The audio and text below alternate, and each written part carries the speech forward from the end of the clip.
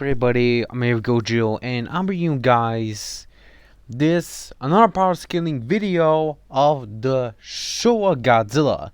Yes, I'm practically taking all of the Showa eras into one. I'm practically using the final variation of Showa Godzilla.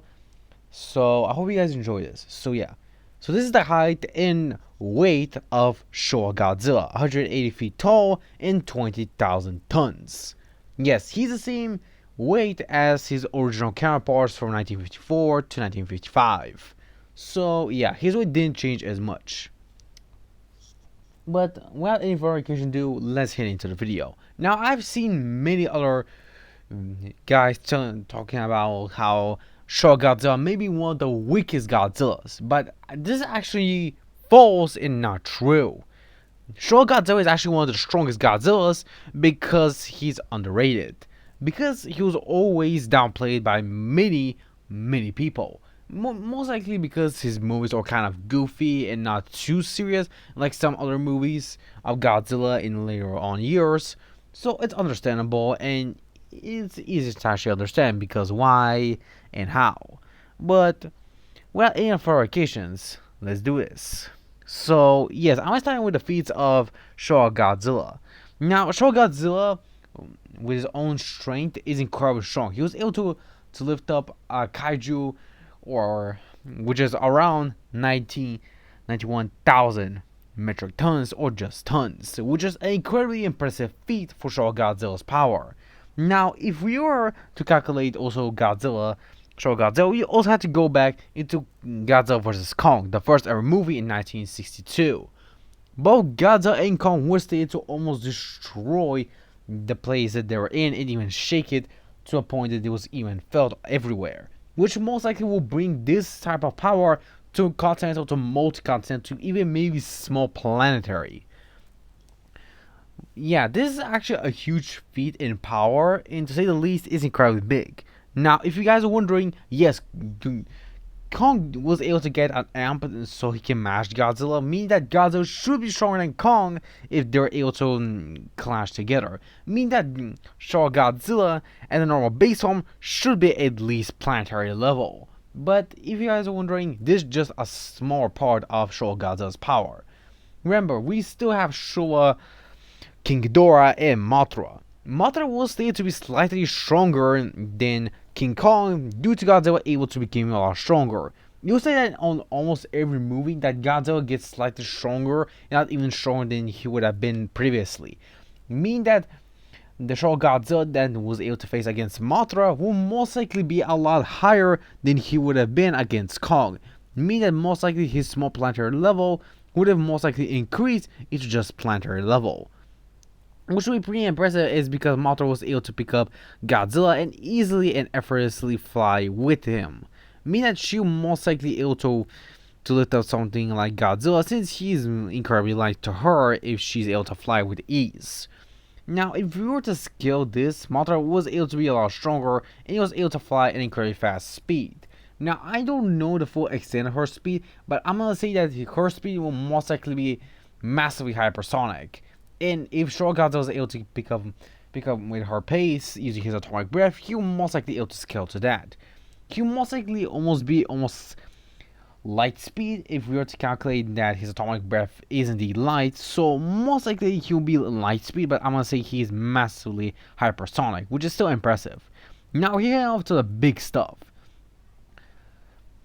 Showa King Ghidorah in Showa Mechagodzilla. Now, if you guys are wondering what I'm talking about and why am I explaining about Showa King Ghidorah in Showa Mechagodzilla, I'm also going to do separate videos about Mechagodzillas and King Ghidorahs and their own power scaling after I'm done with all Godzillas. So I hope you guys are indeed waiting for this and I hope you guys enjoy this. So yeah.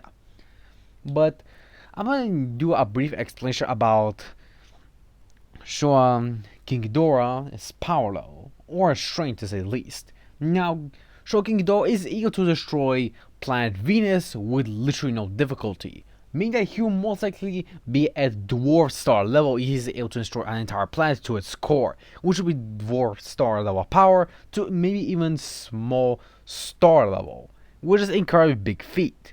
Now, if we were to calculate that even higher, or say that we can increase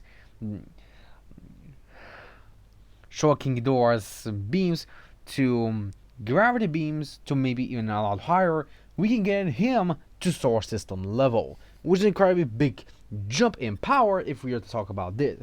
Since Showa Godzilla was actually able to take those beams straight to the face and body, and he still did not take any damage, but just him being tickled, meaning that Showa Godzilla should have incredibly high durability, equal to the same power as Showa King Ghidorah was able to input, meaning that he'll most likely have galaxy to maybe even solar system durability, which is an incredibly impressive feat. Now, if you're wondering how would Showa Godzilla scale even higher than this, remember, Mechagodzilla was stated to be stronger than King Ghidorah because he was able to be created in a black hole, which will most likely put him above King Ghidorah, so most likely he will actually be able to be galaxy level power. Now, how can Godzilla go even higher than galaxy?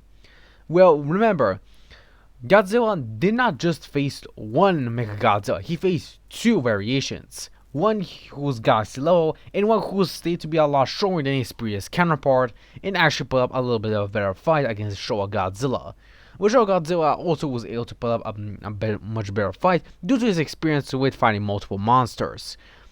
Showa Godzilla will most likely also be a lot stronger and a lot more powerful than many other kaijus in his own series, which will most likely make him the strongest out of all of them. But what can I do to make Showa Godzilla even stronger than before?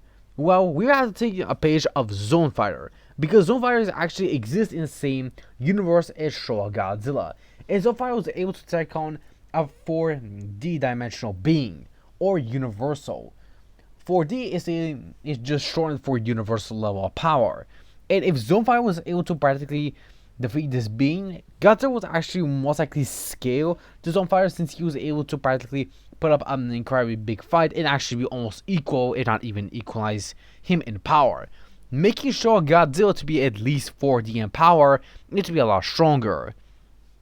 Making that Showa Godzilla will most likely scale to be 4D, to maybe even at 4D, but not gonna stretch it too much, so I'm gonna say just 4D. I'm not gonna stretch it too much, but I'm gonna say he's a lot stronger, so he's a lot more powerful. So he'll most likely be from low universal to maybe even universal, but universal is much more better for Showa Godzilla due to his power constantly increasing throughout the series, making him the true king of the monster in his era.